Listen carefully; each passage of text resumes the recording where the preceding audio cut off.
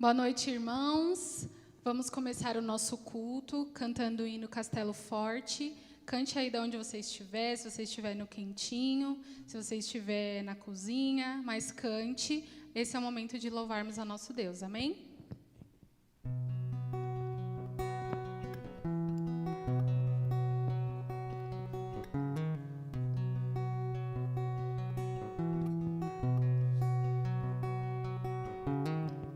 Castelo forte é o nosso Deus, refúgio e fortaleza. Com seu poder defende os seus e os livra com presteza. Com fúria pertinaz nos segue Satanás, com artimanhas tais e astúcias tão cruéis, que iguais não há na terra.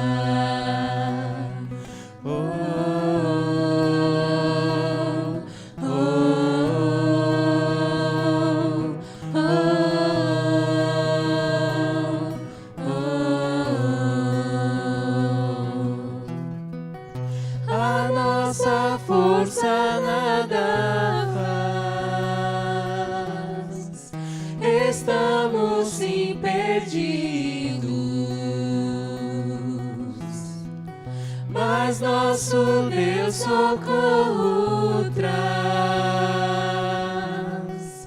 e somos protegidos. Sabeis quem é Jesus, o que venceu na cruz, Senhor dos altos céus, e sendo o próprio Deus, triunfa na batalha.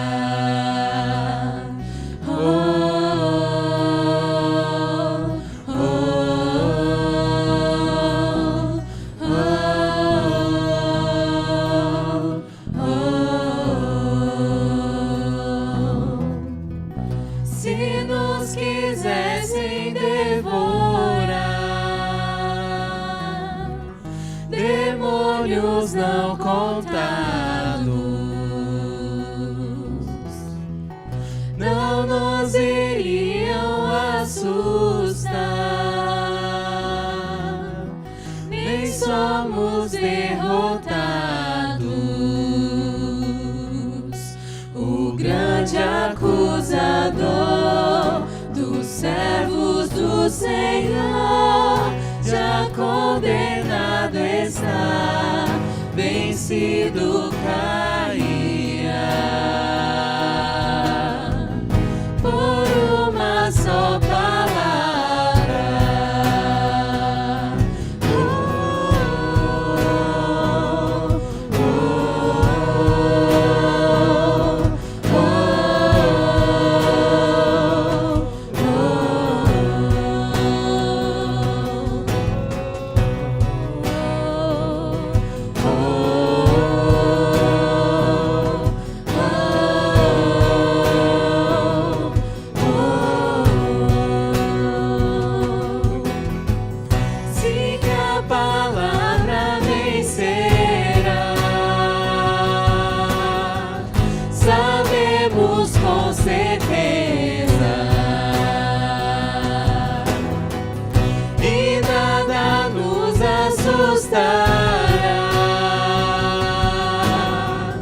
Com Cristo por defesa,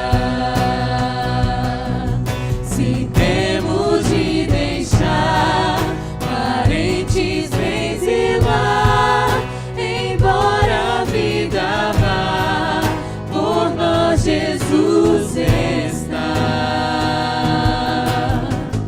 e dá-nos a seu reino.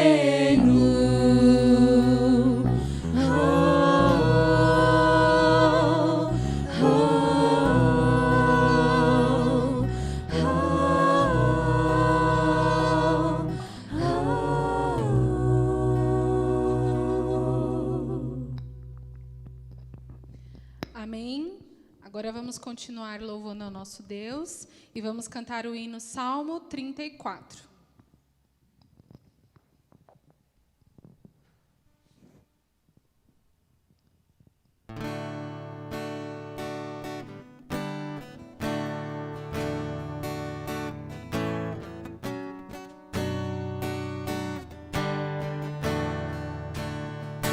Busquei a Deus, Ele me atendeu e me livrou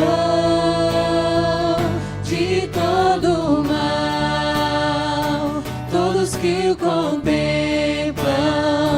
em alegria serão honrados por Deus, serão honrados por Deus.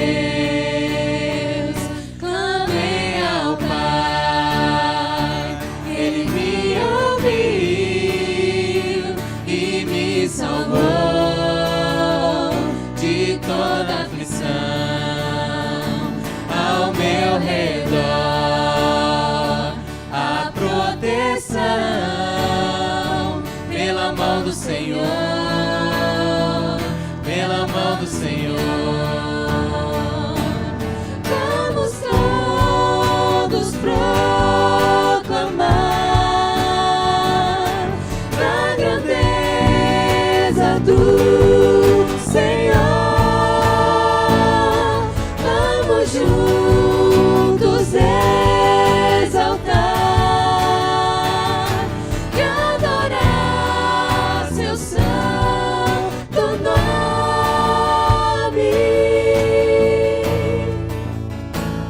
Provai e vede que o Senhor é bom, como é feliz quem nele confiar. Temei a Deus e dai-lhe glória, e nada irá faltar, e nada irá faltar. Vamos todos proclamar a grandeza do Senhor. Vamos juntos exaltar e adorar Seu santo nome.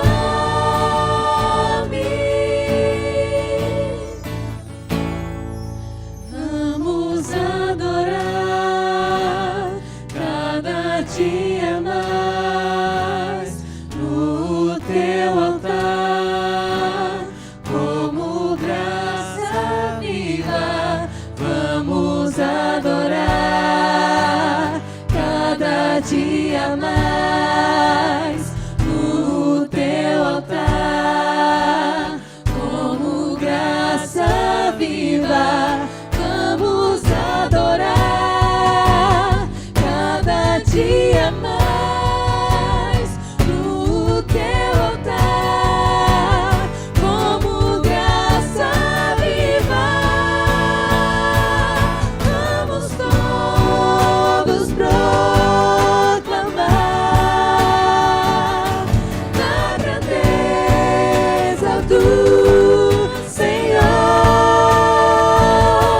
Vamos juntos exaltar e adorar Seu santo nome.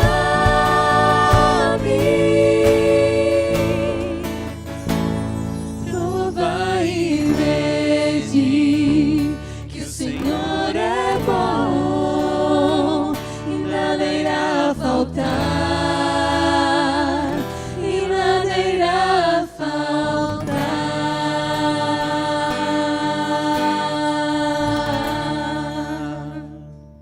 Amém? Amém. Vai ter oração?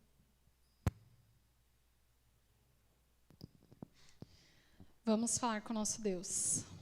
Senhor nosso Deus, nosso Pai, muito obrigada pela oportunidade de termos esse momento contigo, mesmo que seja de forma virtual. que possamos abrir nossos corações para ouvir a Tua palavra. Abençoe essa programação, em nome de Jesus. Amém.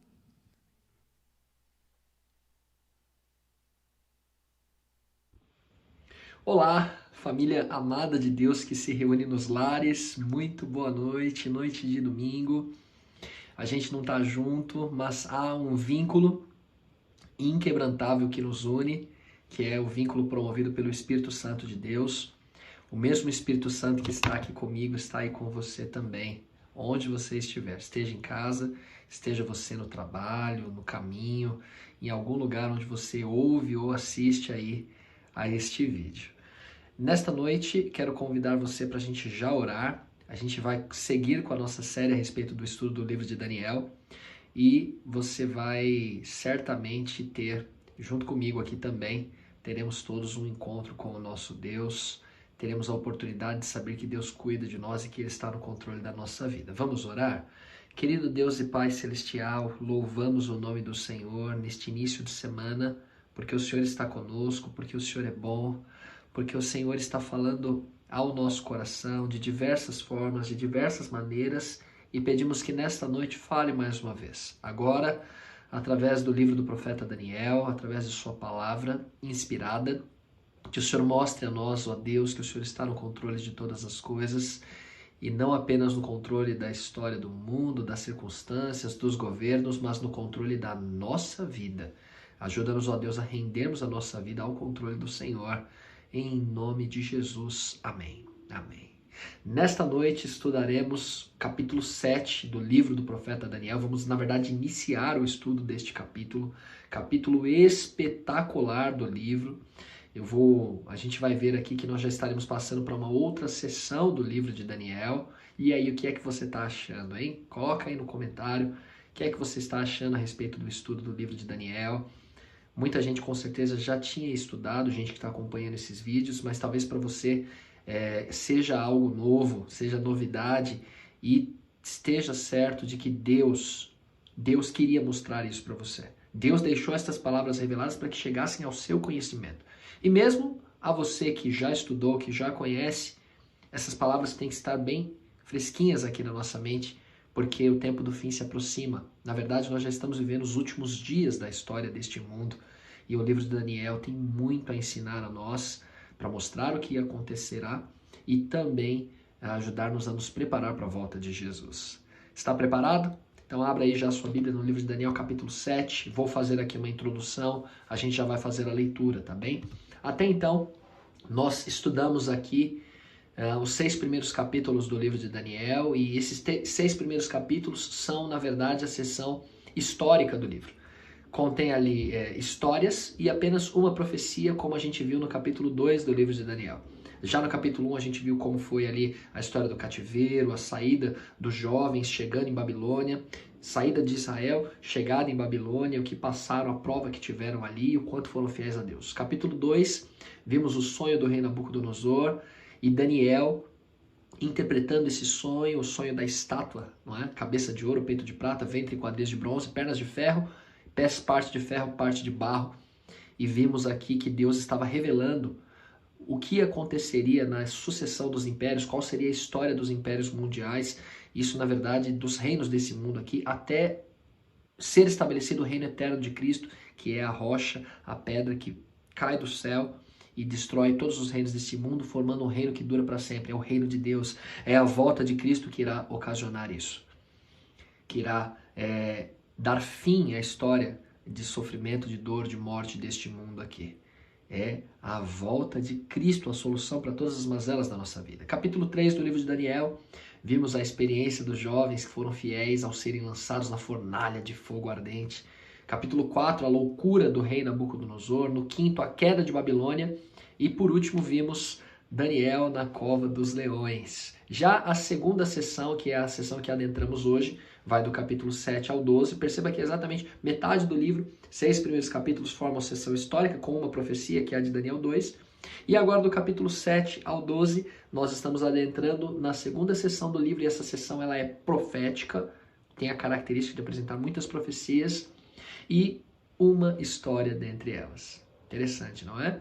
E você vai perceber que a profecia que veremos hoje tem tudo a ver com a profecia de Daniel, capítulo de número 2. Vamos lá então, Daniel 7, verso 1. Agora quem terá uma visão é o próprio Daniel. E que visão, como foi essa visão relatada por ele mesmo. Vamos ler? Daniel 7, verso de número 1, diz assim: No primeiro ano de Belsazar, rei da Babilônia, teve Daniel um sonho e visões ante seus olhos, quando estava no seu leito. Escreveu logo o sonho e relatou a suma de todas as coisas. Então note que não é mais Nabucodonosor o rei. Quem está governando agora é Belsazar, neto de Nabucodonosor. E o texto narra que isso aconteceu no primeiro ano do governo dele. E quem teve um sonho foi Daniel. E perceba que ele, assim que teve o sonho, quando acorda, o texto diz que ele escreve logo, ele relata logo o que aconteceu, porque é algo impressionante, é o que a gente vai ver agora. O que foi que Daniel viu? O que Daniel viu? Verso 2, o texto vai dizer para nós o seguinte: Falou Daniel e disse: Estava eu olhando durante a minha visão da noite, e eis que os 4 ventos do céu agitavam o mar grande. 4 animais grandes, diferentes uns dos outros, subiam do mar.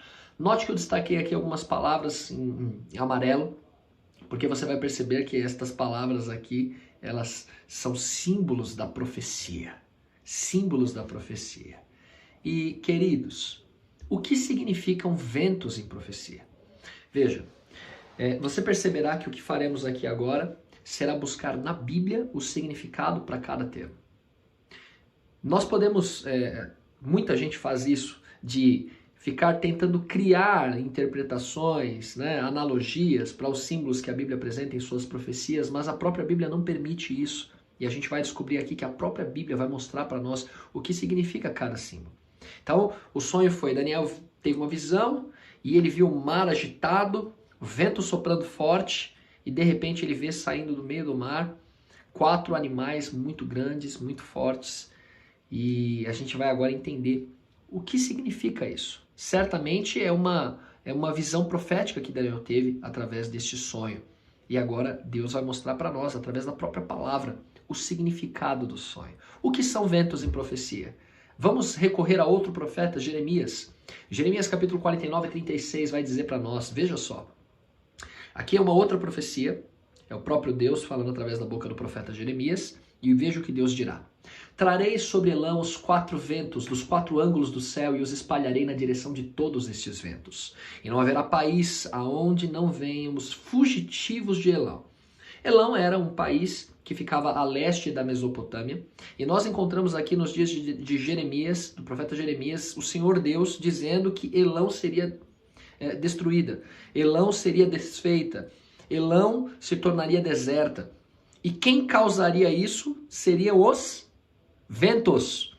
4 ventos dos 4 ângulos do céu é o que espalharia, é o que dividiria Elão. E Elão teria que se desfazer. Quando a gente vai olhar a história, a gente descobre que o que aconteceu com Elão foi que nações vizinhas conspiraram e agiram e guerrearam para poder acabar com Elão. Então, quando você notar, quando você encontrar numa visão simbólica a palavra ventos, ventos indicam conflitos, movimentos diplomáticos, bélicos, de guerra, movimentos políticos que não foram manipulados por Deus. Os homens têm o seu livre-arbítrio, os homens tomam as suas decisões, mas existe um Deus acima dos homens, acima do governo humano, que usa os acontecimentos deste mundo para chegar ao propósito que ele tem.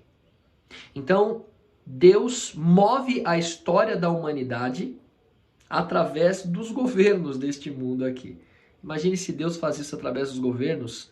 E às vezes a gente fica pensando que homens têm controle sobre a nossa vida, a gente fica achando que é um patrão, que é um familiar, enfim. Quem está no controle da sua vida, meu irmão, minha irmã, é Cristo Jesus. Jesus está no controle. Sua vida não é fruto do acaso, de determinismo, de sorte, de azar. Você não é jogado de um lado para o outro, manipulado por pessoas. Mas existe um Deus que usa até situações adversas para poder te abençoar e para levar você ao fim que Ele deseja. Deus está no controle da sua vida. Então, ventos simbolizam os conflitos que acontecem nesse mundo, as manipulações políticas, os governos se movimentando, guerras.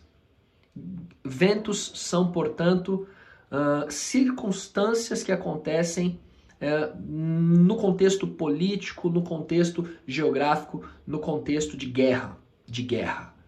E o que significa o mar que foi agitado pelos ventos? Vejamos o que diz Isaías 17, verso 12. É outro profeta e ele vai apresentar aqui também a expressão mar, água, e vai mostrar para nós o significado dessa expressão quando você achá-la numa profecia. Isaías 17:12 diz: ai do bramido dos grandes povos que bramam como bramam os mares, e do rugido das nações que rugem como rugem as impetuosas águas. Veja, o paralelo é claro. Quando mares aparecem em profecia, quando águas aparecem, indicam povos, indicam nações, indicam lugares densamente povoados, lugar que tem muita gente, muita gente. Daqui a pouquinho a gente vai verificar se faz sentido isso. Portanto, ventos, guerras, movimentações políticas, invasões. Águas simbolizam povos, multidões, lugar que tem muita gente, muita gente. E animais? E esses 4 animais que aparecem na profecia? O que são eles? Aqui o próprio Daniel vai contar para nós nos versos 17 e 23. Verso 17. Aqui já está a interpretação. Dentro do próprio capítulo 7 é interpretado o que são os animais. Esses grandes animais que são 4 são o quê? 4 reis que se levantarão da terra. E o verso 23 diz: o 4º animal será um 4º reino na terra.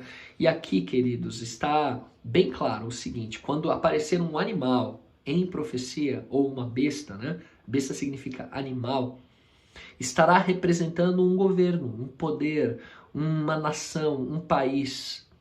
Portanto, sempre que você encontrar animais em profecias, eles indicam reis, reinos, governos ou impérios. Já chamo sua atenção para o seguinte: eu disse para você que Daniel 7 tem tudo a ver com Daniel 2, que tem tudo a ver com Daniel 8, Daniel 9, e tem tudo a ver com Apocalipse 13, que é o capítulo que fala sobre a marca da besta. Pois é. E lá, marca da besta. O que é mesmo besta? O que é mesmo animal em profecia? É um governo, é um reino, é um poder que existe nesse mundo. Então, quando fala marca da besta, está falando a marca de um governo, a marca de um sistema, a marca de um poder que existe neste mundo aqui. E Apocalipse 13 tem tudo a ver com o que a gente está estudando agora e é o pano de fundo para a gente poder futuramente chegar lá. Para você entender o que é a marca da besta, o que é a besta, quem é a besta que emerge do mar, quem é a besta que emerge da terra, enfim. Mas vamos entender aqui a profecia de Daniel 7, verso 2, repetindo a leitura. Falou Daniel e disse: eu estava olhando durante minha visão da noite, eis que os 4 ventos do céu agitavam o mar grande, 4 animais grandes, diferentes uns dos outros, subiam do mar. Veja que agora eu destaquei em amarelo ventos, em verde o mar e em azul animais. Troca comigo aqui, por favor, estas expressões por os significados que nós verificamos e vimos pela própria Bíblia. E repito, queridos, você acha que isso que a gente está vendo aqui, a gente está tirando da nossa cabeça? Ou você acha que é o que a Bíblia diz realmente?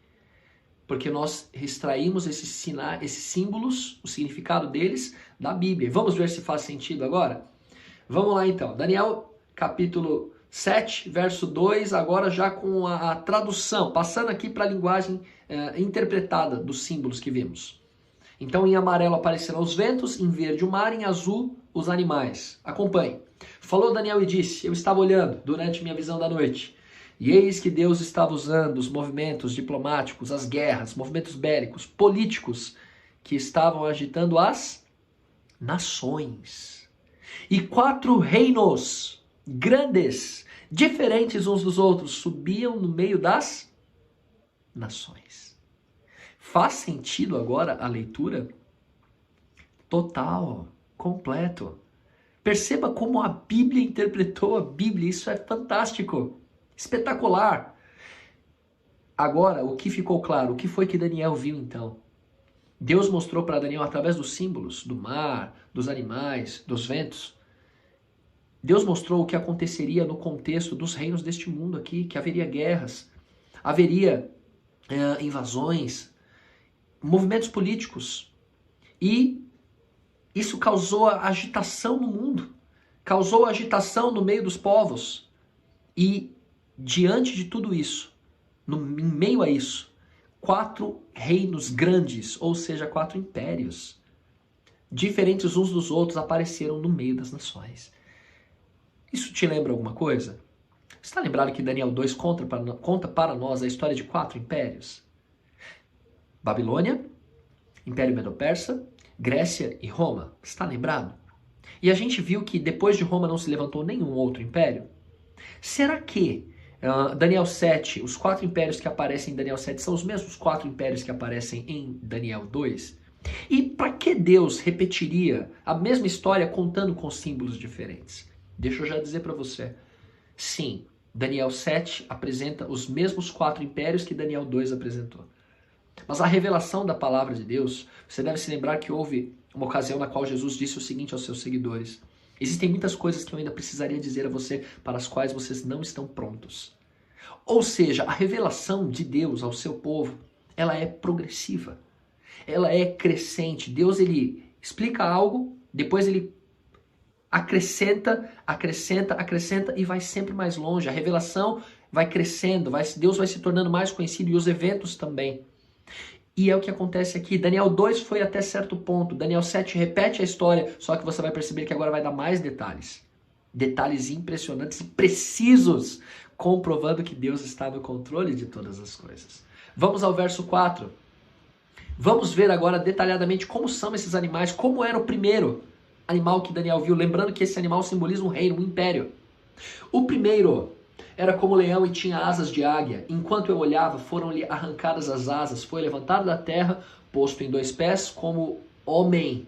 E lhe foi dada a mente de homem. Impressionante. É um leão, mas não é um leão comum. É um leão com asas de águia. Verso 5.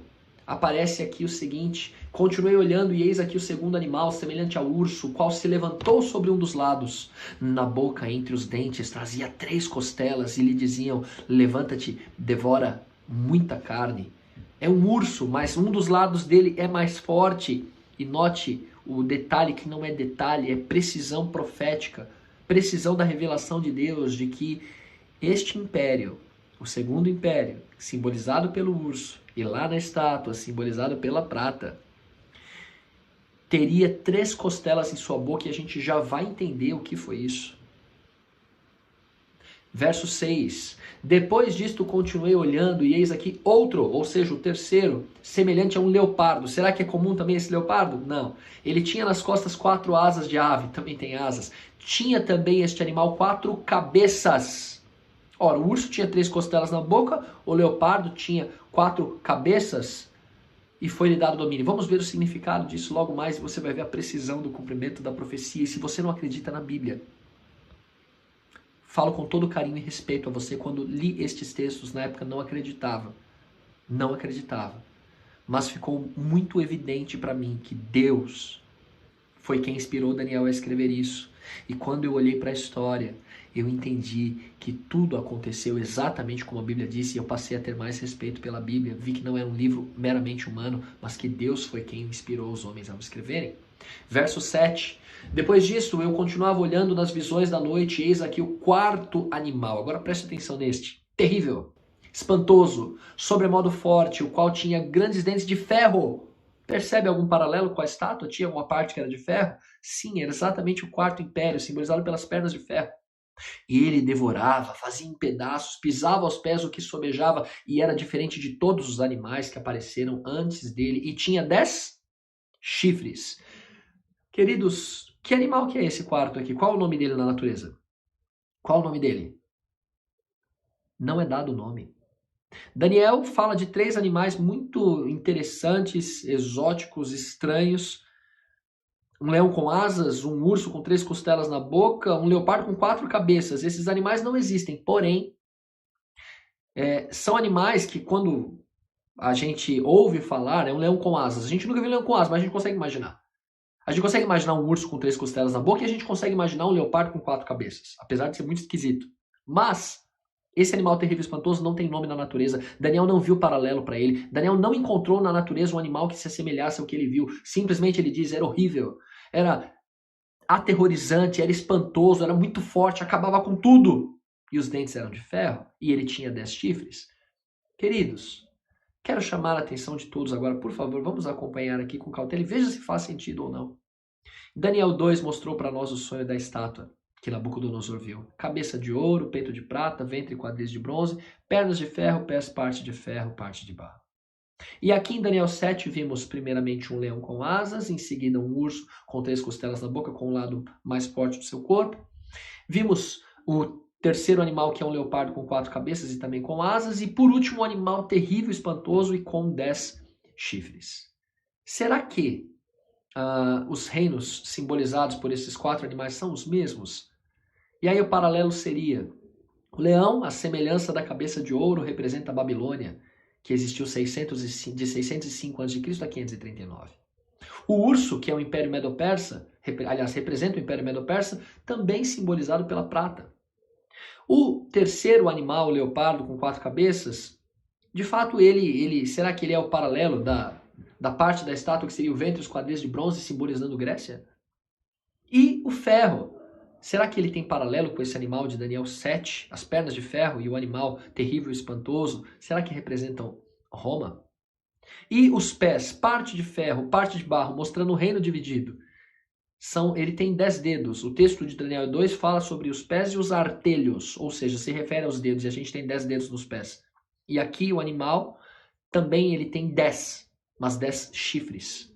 Será que existe o paralelo e está apresentando também o reino dividido, esses 10 chifres de Daniel 7? Vamos analisar. Queridos, qual é o metal mais nobre que existe na natureza? Ouro. E foi o ouro que foi usado para simbolizar Babilônia. Qual é o animal mais nobre da natureza, que é conhecido como o rei dos animais? Leão. E o leão é o animal mais nobre e também está sendo usado, sim, para simbolizar o império que foi o mais poderoso e rico, a Babilônia. E qual é a ave mais nobre mesmo? É a águia. É um leão com asas de águia, simbolizando Babilônia. E a arqueologia encontrou vários vestígios comprovando que o leão era um símbolo popular em Babilônia. E as asas de águia, representam as conquistas velozes que Babilônia fez. O texto mencionou também em Daniel 7 que as asas foram arrancadas, mas que houve um momento em que foi posto de novo sobre 2 pés e lhe foi dada a mente de homem. A gente tem que se lembrar que o principal governante de Babilônia, a gente já viu a história, foi Nabucodonosor, e houve um período que ele, como animal, por 7 anos ficou pastando. E só ao final ele voltou a ter mente de homem. Portanto, sim, Daniel 7 está contando a mesma história, mas você vai ver que vai ser com mais detalhes e indo mais longe. O urso representa o império duplo, o império Medo-Persa, simbolizado pelo peito de prata. Por quê? Porque esse urso ele se levanta sobre um dos lados. E você tem que se lembrar que o segundo império, o Império Medo-Persa, era um império composto por 2 reinos. Foi uma aliança entre Ciro e Dario. Ciro do lado dos persas, Dario do lado dos medos. E era Ciro quem realmente realizou as conquistas. Ciro, ele foi o grande governante, é por isso que é dito que o urso se levanta sobre um dos lados, ou seja, um dos reinos que compunha esse império duplo seria mais forte e preeminente, que foi exatamente a Pérsia de Ciro. E essas 3 costelas na boca? Queridos, não é coincidência, mas você tem que saber que para que o Império Medo-Persa se tornasse Império Mundial, ele teve que destruir não só Babilônia. Babilônia representa uma das costelas. A Lídia foi outro reino poderoso que também teve que ser pisado pelo Império Medo-Persa para que Medo-Persa se tornasse império. E também o Egito. Portanto, para que a Medo-Persa se tornasse um Império Mundial, teve que destruir Babilônia, Lídia e Egito. E é por isso que esse urso tem 3 costelas em sua boca. Não é coincidência, queridos. Agora veja a Grécia de Alexandre o Grande. A Grécia, aqui agora no Daniel 7, ela aparece como um leopardo com 4 cabeças. Você tem que saber que Alexandre o Grande, ele conquistou o mundo muito rapidamente. O leopardo já é um animal veloz, mas ainda é um leopardo com asas. Alexandre o Grande teve as suas vitórias, conquistou o mundo todo conhecido da época dos 20 aos 33 anos. um fenômeno, algo muito rápido. Por isso que Alexandre o Grande, apesar de contarem que ele era baixinho, né, os registros serem de que ele era baixinho, mas grande general, grande líder, grande monarca do Império Grego. Só que você tem que saber que Alexandre o Grande morreu com 33 anos, muito jovem, muito novo. E quando ele morreu, ele tinha vários generais e 4 deles se destacaram: Cassandro, Licímaco, Ptolomeu e Seleuco. E foram estes 4 generais que repartiram a Grécia entre si. Continuou sendo império, mas Cassandro ficou com a região da Macedônia, Lisímaco ficou com a parte da Trácia e também com a região da Ásia Menor. Ptolomeu ficou com a área do Egito, Palestina e também parte da Síria. E Seleuco ficou com parte da Ásia Menor e Síria e também com algumas regiões ao Oriente. Ou seja, as 4 cabeças apresentadas no sonho de Daniel representam esses 4 generais. Eu preciso parar aqui para dizer para você o seguinte, querido, só pode ter sido Deus que revelou isso. Deus está no controle de todas as coisas, ser humano nenhum teria como adivinhar com tanta precisão o que iria acontecer. A Bíblia foi inspirada por Deus. A Bíblia foi inspirada por Deus. E o 4º animal? Aqui tem o desenho de um dragão, mas não tem nada a ver com dragão. Foi um desenho que eu achei na internet. Mas é terrível, espantoso. É um animal que não existe na natureza, não tem comparação. Mas lembre-se que os dentes deles são de ferro. E as pernas do 4º reino da estátua de Daniel 2 eram de ferro. E este animal ele tem 10 chifres. Portanto, o animal simboliza Roma. E os 10 chifres, o que simbolizam? As 10 tribos bárbaras que destruíram Roma, como a gente já viu lá no estudo de Daniel 2. E são elas os vândalos, os alamanos, suevos, visigodos, burgundos, francos, lombardos, anglo-saxões, ostrogodos e éralos. 10 povos menores que minaram as forças de Roma e acabaram com Roma. Não foi um império mundial que derrotou Roma. O reino foi dividido. O paralelo dos 10 chifres é com os pés da estátua de Daniel 2, parte de ferro, parte de barro. O reino está dividido. Queridos, é muita informação, eu sei. Mas eu gostaria que você percebesse que eu estou sendo ágil de propósito, rápido de propósito, para que você pegue toda a informação, notando que é só da Bíblia que a gente está extraindo essas informações. A única coisa que você tem que dar uma conferida é se a história comprova isso que eu estou falando aqui. Porque quando você compara profecia e história, você vai ver que tudo se cumpriu perfeitamente. Eu estou tentando falar pouco, porque já são muitos detalhes. Muitos detalhes. Fique com o texto, compare na história, e creia que a palavra de Deus é inspirada por ele. Agora, quero mostrar para vocês que a profecia de Daniel 7 vai além do que a de Daniel 2 foi. Porque no verso 8 é dito: Estando eu a observar os chifres, eis que entre eles subiu outro pequeno, diante do qual 3 dos primeiros chifres foram arrancados, e eis que neste chifre havia olhos, como os de homem, e uma boca que falava insolência. Queridos, notem o seguinte. Havia 10 chifres, ou seja, havia 10 tribos bárbaras, que a gente já conhece pela história esta informação. Elas derrotaram Roma. O reino já estava dividido. Então não havia mais um império mundial que o dominava. Mas a Bíblia está nos dizendo que na história surgiria um 11º poder, um outro chifre pequeno. E este chifre pequeno, ele derrubaria 3, arrancaria 3 dos 10, ou seja, ele eliminaria 3 das 10 tribos bárbaras. E você verá que os éralos, os vândalos e os ostrogodos não existem mais. Interessante. E foi o chifre pequeno que acabou com eles. Que poder é esse? Agora perceba que esse poder falava com insolência. Note que até então todos os governos estavam contra governos aqui na terra. Quando o texto fala sobre insolência, está falando que esse chifre, agora ele começa a tentar atacar o reino de Deus. Uau, é diferente. Preste muita atenção no chifre pequeno. Antecipo a você o seguinte, o chifre pequeno de Daniel 7, verso 8 em diante, é o mesmo poder apresentado em Apocalipse 13 como a besta que emerge do mar. Grava isso, acompanhe aqui o estudo, não nos abandone aqui, continue estudando e a gente vai comprovar isso. Veja só o que diz o verso 25. Queridos, o texto ele sai discorrendo falando um monte sobre esse chifre pequeno. E no verso 25 está aqui um texto-chave da palavra de Deus que vai mostrar algo impressionante que este poder representado pelo chifre pequeno faria na história da humanidade e que chega até você e até mim hoje, o que esse poder fez. Proferirá palavras contra o Altíssimo, magoará os santos do Altíssimo, ou seja, esse poder falaria coisas contra Deus. Segundo, este poder machucaria os santos do Altíssimo, perseguiria, mataria o povo de Deus. Terceiro, esse poder cuidaria em mudar os tempos e a lei. Esse poder ia tentar mudar a lei de Deus, queridos. A lei de Deus, como foi prescrita em Êxodo, capítulo 20, não é mais a mesma que é ensinada hoje no mundo e foi alterada por este chifre pequeno aí. Que poder é esse? Os santos lhes serão entregues nas mãos, os filhos de Deus seriam entregues nas mãos desse poder por quanto tempo? 1 tempo, 2 tempos e metade de 1 tempo. 3 tempos e meio. O que é isso em profecia? Estudo próximo, a gente vai ver isso. No próximo estudo você não pode perder. Mas eu quero hoje mostrar para você, lembrar você, que Deus está no controle da história. O Senhor Deus, em Daniel 2, já havia mostrado a história da sucessão dos impérios. Daniel 7 mostrou a mesma coisa, só que foi além, mostrando um poder que viria e mudaria a lei de Deus, como está na Bíblia. Um poder que falaria palavras contra o Altíssimo, que tentaria ocupar o lugar de Deus. Um poder que blasfemaria contra Deus. Um poder que perseguiria os filhos de Deus por um tempo, 2 tempos e metade de 1 tempo. E nós veremos no próximo estudo que poder é esse. E você vai ficar impressionado se você ainda não sabe que poder é esse.